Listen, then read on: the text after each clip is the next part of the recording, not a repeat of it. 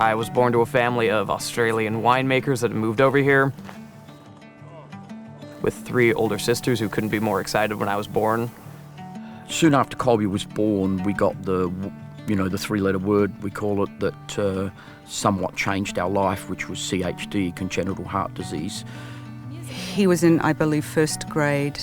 His growth started to slow. He just was not thriving anymore.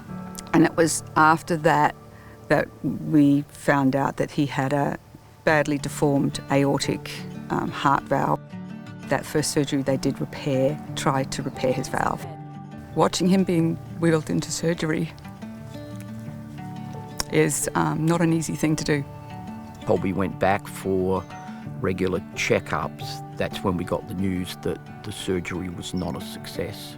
I can only think of the strength of so many kids that go through more than 2, 3, 4, 5 surgeries, but hearing that you'd have to go in again for a second one was extremely difficult.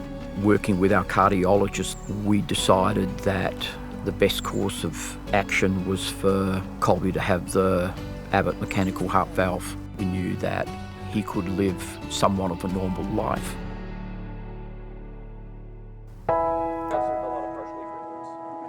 Whilst Colby's physical recovery was progressing as it should have, his whole emotional and mental recovery was a much more difficult thing to deal with.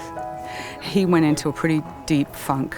I heard him crying in bed at night, and I went in to try and console him, and he just said, "Dad, I'm on the bottom rung of the ladder, and I don't like it." One way that my parents got me to take on what I'd been through was getting me to give back and to tell my story. The American Heart Association that we'd started to get Colby involved in approached us and said, would Colby like to be a guest speaker? I'm really happy to be here. I don't need... Colby's up on stage as a 10-and-a-half-year-old little boy giving a speech, and he got a standing ovation. It was a time where, you know what, this might be a good thing and we might be on a good course for Colby that could help him.